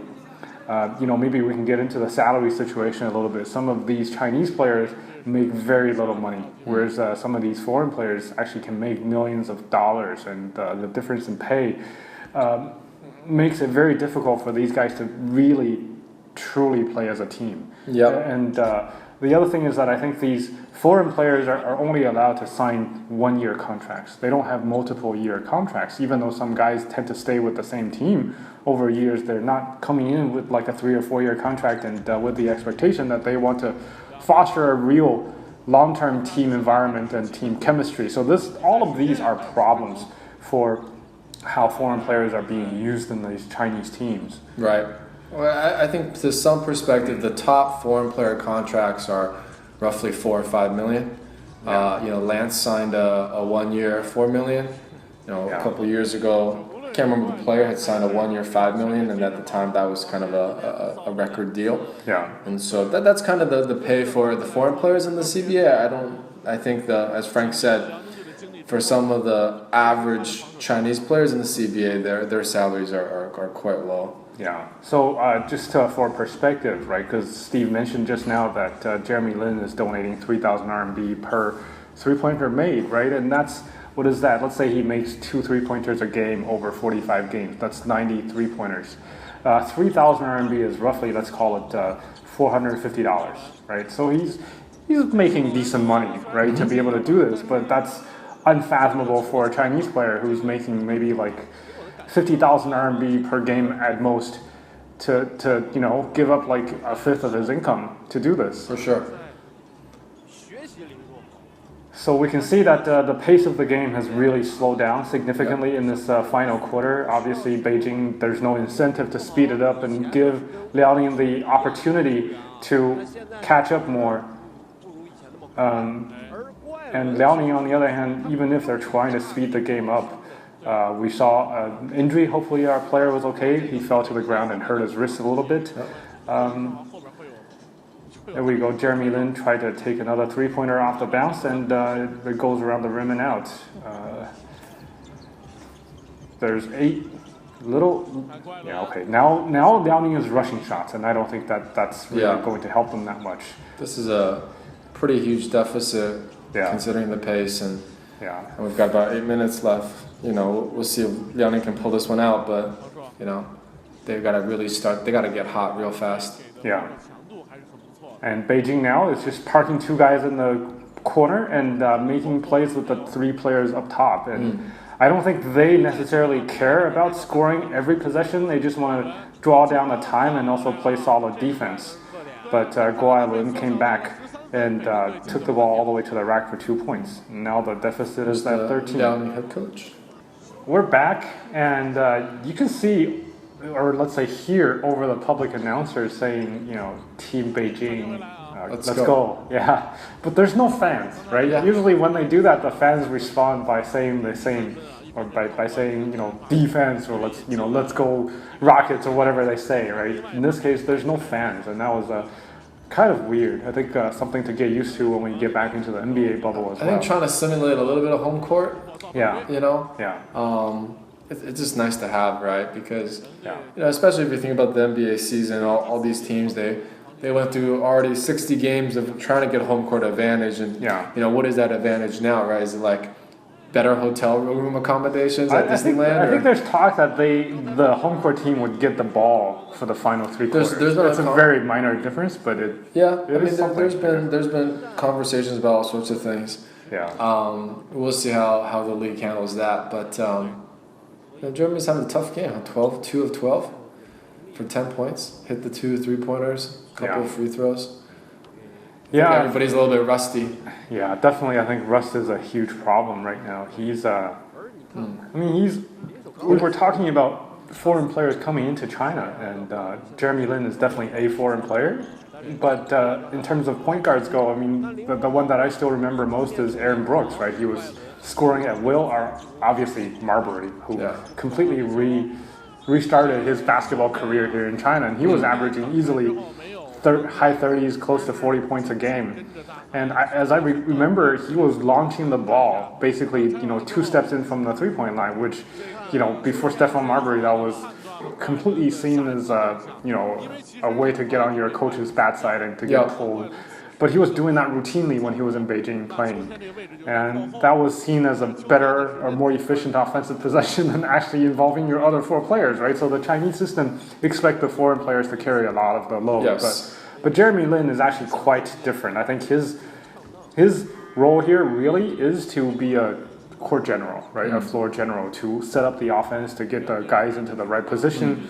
I believe that his first few games, a lot of guys really try very hard to get at him, very physically. And I don't know if that situation has improved. I haven't really followed it closely enough, but definitely Jeremy Lin is not expected to come into the game and to put up 35 points and single-handedly will his team to victory. So that's definitely something to keep in mind when we watch these games. Sure, and there is some talent around him, right? Like as Frank and I have been saying all game, there's a number of, national team level talent on this team. There's some good shooters on this team.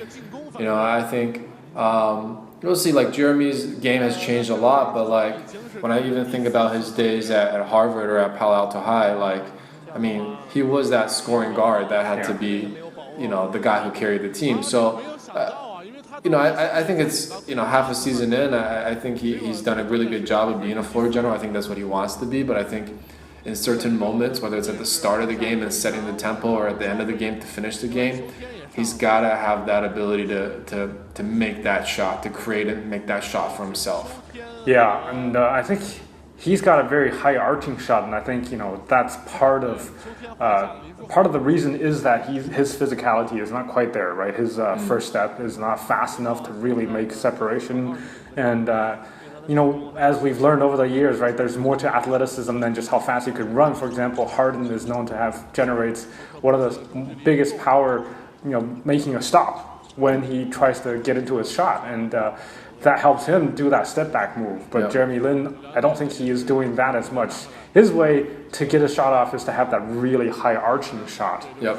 Right, and in that case, it's a little bit easier to defend him maybe with a couple of guys just to completely shut him down. So he's not, you see, for him, he's just not as able to always get his. Ooh. So Jeremy Lin was subbed out after that last offensive foul. That was his fourth foul. And Beijing is playing without him on the court right now. And Guo Ailun just tried to push the ball and drew a foul on Beijing to stop play. And now we are at a 13-point lead for Beijing with 6 minutes and 44 seconds to go as Leopards try to take the ball off the baseline.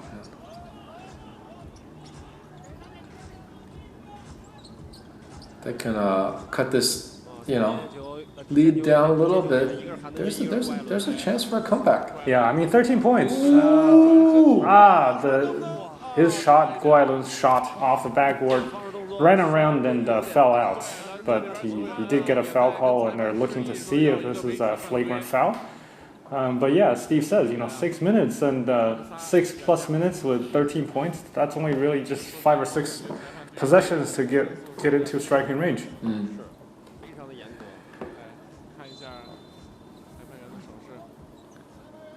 So now they're going to go into a replay to see if this was a flagrant foul, and let's just talk about that a little bit more in terms of the foreign player effect, right? Both Beijing and Liaoning, as we see, they both have 5 or 6 players averaging double figures, and the highest is around 27, with a couple of guys in the 20s and a couple of guys in the high teens. So they have both very balanced teams. So I'm actually a little bit surprised at how discombobulated Liaoning has appeared throughout this game. Yeah. Maybe because having missed the athleticism from Lance and Bass, that they really lose a large component of their game, of their offensive game. I think defense, they're still okay. We can see that their full court pressure has been reasonably effective, but on offense, they seem to have only 1 or 2 points of attack now versus, that was a nasty swing. That was a very painful.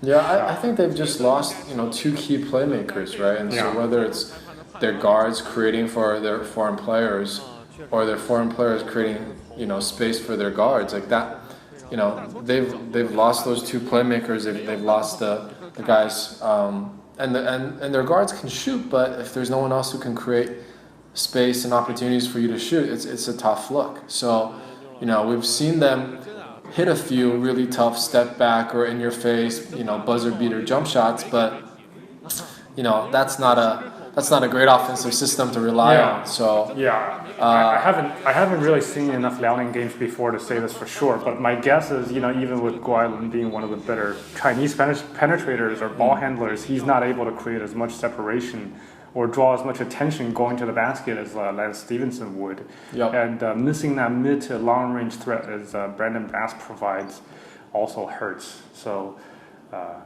back to game action real quick. We saw the replay. That was a pretty nasty little elbow to Guo Ailun's head, and he was given what they call an unsportsmanlike foul, but let's just call it a flagrant foul.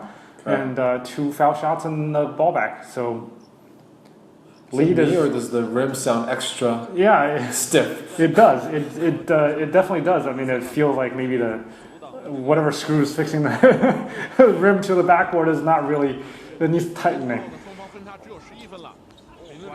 Oh wow! Did that count? Yes, sir. I think that counted. Okay, now it's single digits. Now that lead is down to 9 points. It not only took 8 seconds. Yes. He has another free throw coming. Oh. This is why I guess Guo Ailun is on the national team. He's able to really take over a game. So they can cut this to 8 points with the made free throw. Free throw, yeah. Now we've got a game on our hands. Yeah, a little bit. Okay, missed a free throw, unfortunately. Yep. But still, the lead is in single digits, which hasn't happened really in almost 2 quarters now. So, so Jeremy Lin brings the ball up the court against Guo Ailun. Ooh, a poor pass on a cut. I think Beijing they don't need to rush this shot. They can look for a good shot. Yeah, there's 6 minutes left. Get a bucket. But I think Beijing is losing its composure a little bit. Oh, see, that help defense was actually quite good. Wow. I think you can see compared to the NBA, right? The pass is just a little bit less crisp. The release on the shot is just a little bit slower. It may be just like a fraction of a second, but combined with 3 or 4 passes, this is why, these guys are not able to hit these shots, even though when the pass is being swung to them, they are so wide open. They used up the entire shot clock on that possession. Okay, that was a very important offensive rebound for them to regroup. And I guess the CBA also followed the NBA in that an offensive rebound gives you another 14 seconds rather than 24. Yet another offensive rebound from Tariq, who puts it right back up for 2 more points. Good for him. Yeah. I mean, he's getting a great opportunity to play with the foreign players out of the country. Yeah. And it's great for him.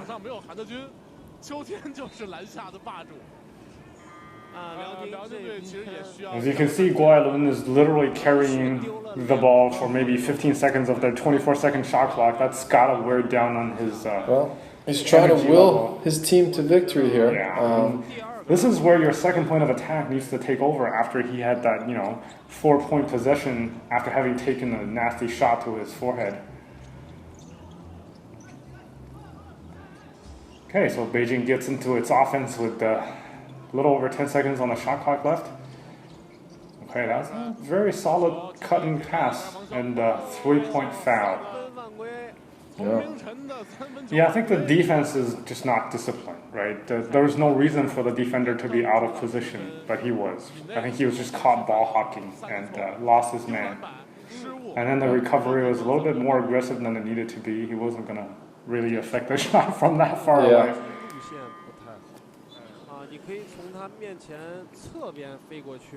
He's shooting 3 Yeah. free throws? 3 free throws.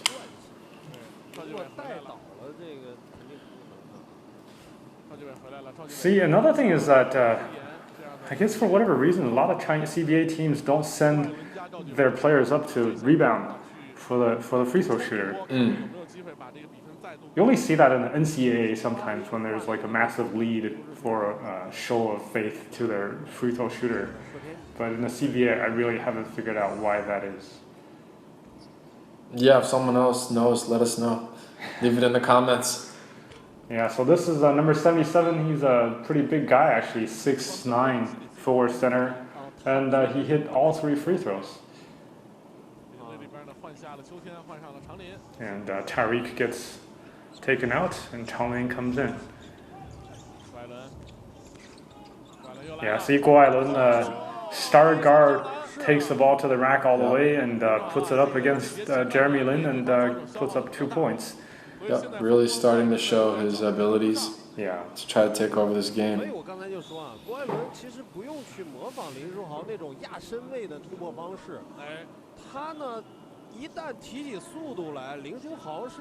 So this is definitely one of the marquee matchups, right? Guo Hailun against Jeremy Lin. Yeah. The commentators here are saying that Guo Hailun should be using his speed rather than to use like a change of pace approach like Jeremy Lin does. And you can see Guo Hailun is being extremely aggressive on defense against Jeremy.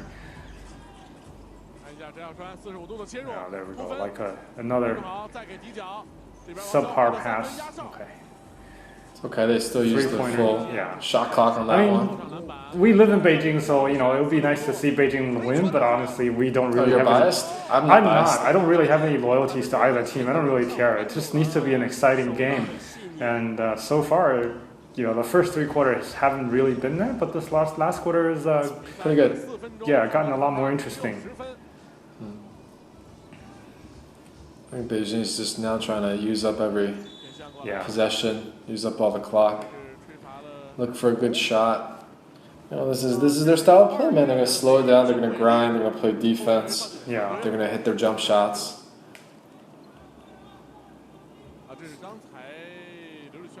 Yeah.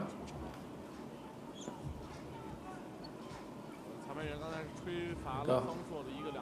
So just now we had a double dribble. I mean, you could see that this whole Beijing is playing not to lose. You can see that, right? Correct. I mean, they're not really attacking, and on defense they're just being both hesitant and sloppy at the same time. See, this was a very unnecessary foul. Yeah, this is how you let your opponent back in the game. Yeah. I'm wondering if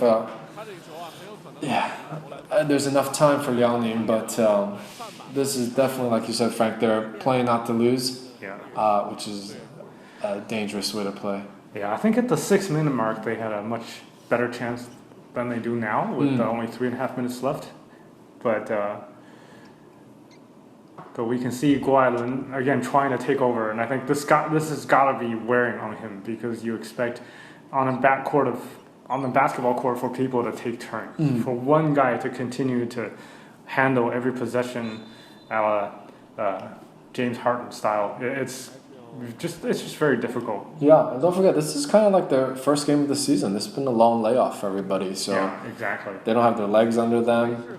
I just wonder also in terms of endurance and stamina, how much they have left in the tank for this game.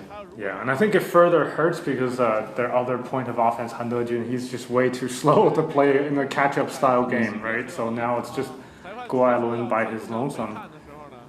Are they reviewing the whether that was a three-pointer? Oh. I mean, it looks like his foot is half an inch behind the line, right? So they're just trying to see if he gets awarded 3 points or. I think that's a 3-point shot. Yeah. The ref ruled that. The ref agrees with me. Yeah. Finally.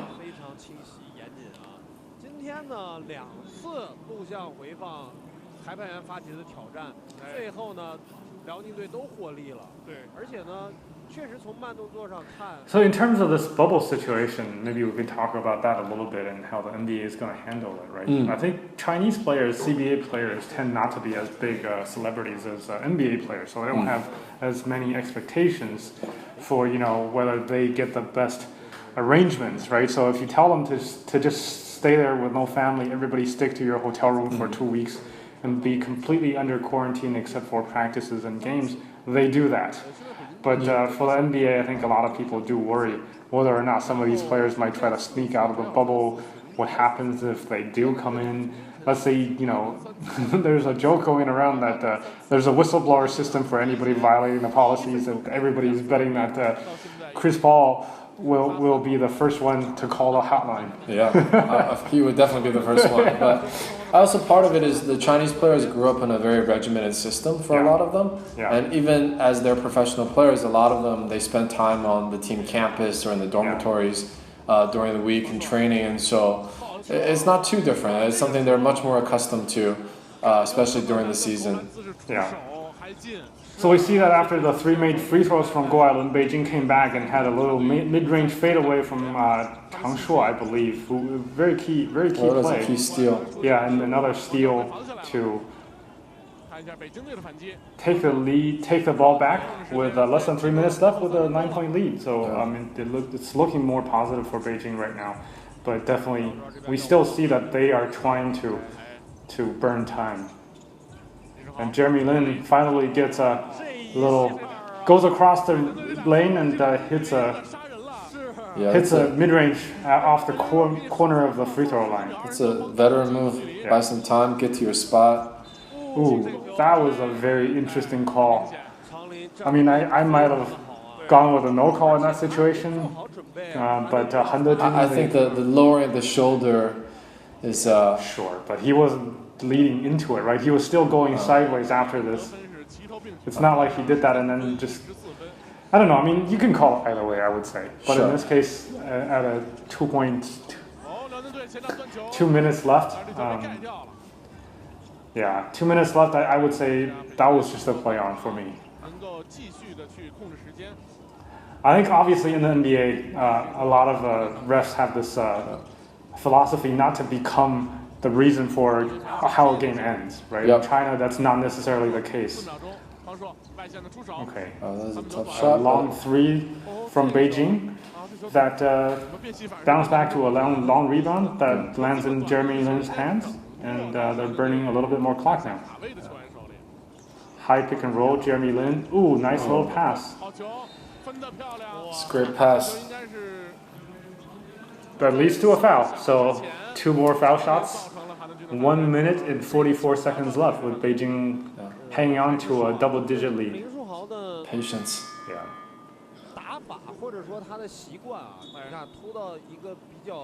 Yeah, I think everybody was expecting Lin to take that shot because he hit one just in the last possession off the free throw line, and this time he obviously caught everybody by surprise. I'm surprised he passed it with only about a second and a half left on the shot clock, but that's him having court presence and knowing the situation. Yeah. First free throw is good.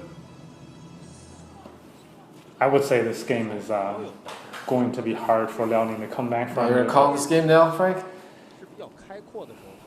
What if I do? Let's see. I think this is it's tough, but they've got to speed this up. I mean, unless we have one of those Reggie Miller 8 points in 8 seconds or whatever that was. You're really trying to force that. Yeah. You had a guy cutting on this wing. Yeah, but I think they called a defensive foul on Jeremy Lin as Guai tried to force his way into the lane. So I think that's the 5th foul on Jeremy. Not that it's a huge deal with only a minute and a half left. Yep. Oh. Yeah, it's a tough call. I think he. I mean, it's not a bad call. I would say it's not a bad call because his body wasn't upright. He was not really in position. But it feels unnecessary for Jeremy to take that charge. Yeah.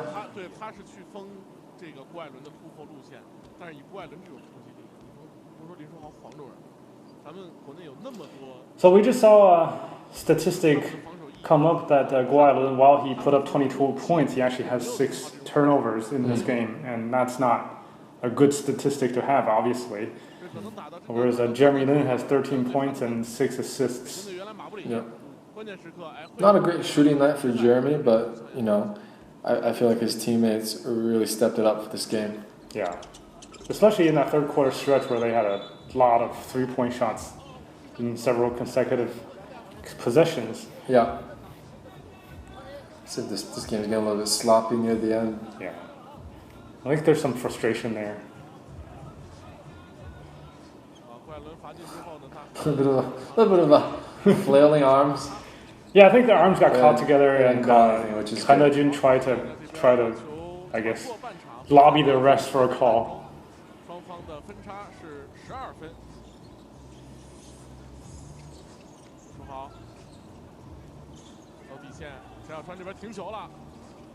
That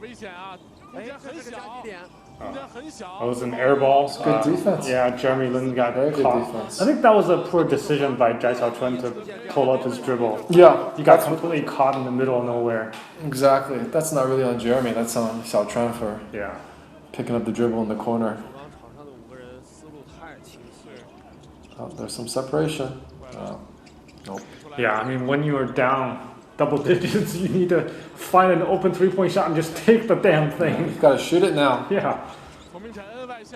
I guess they have just zero faith in their ability to actually hit shots now. This game is effectively over. Yeah. It's become a free throw contest. Yeah, the last 51 seconds might last a while. Let's see how long it is left on this. What did you think of the end to the All-Star?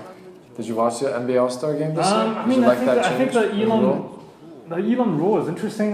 What I welcome more is the fact that the NBA is experimenting. Yeah. Right? But as you know, we've talked about this many times before. I don't really care so much for the All-Star game itself. But if any of these changes can make their way into regular season play or any other play, that would actually be more interesting. One of the things about the CBA postseason rule that I actually find very interesting is that they're shortening the postseason game count significantly. Right, so the first 2 rounds are all single game elimination, and then you have I think best of 3 for the final 2 rounds. The NBA would never do this, right? I was hoping that they would actually do a version of this for this particular year. For example, to let nice little block shot at the end of the game. I was hoping the NBA could try something like this, right, to increase the variance. I actually liked it way more back when Denver defeated the Supersonics that one year when they were the 8th seed, and you could see Mutombo lying on the ground crying with the ball in his hand, having pulled off that feat. He wasn't crying; he was just cutting onions. Okay, but the NBA now, yes, of course you want the better team to win, but then you have so much less drama. Yeah. Right? I mean, well, it's a business at the end of the day. But there's a reason why March Madness is as an overall event is actually a higher, I think one of the highest attended and followed sporting event in all of America, right? The fact that there is so much randomness, or let's say not randomness per se, but the ability for a lower seeded team to just play out of their minds for one game to pull off a huge upset. Really, I think the upset factor, I know that the players are going to be against this, but as a fan, I want to see more variance. Sure. So the game finally wrapped up. You guys can see we didn't really follow the on-court action so much for the last 50 seconds or so. Beijing ends up winning with a score of 91-82.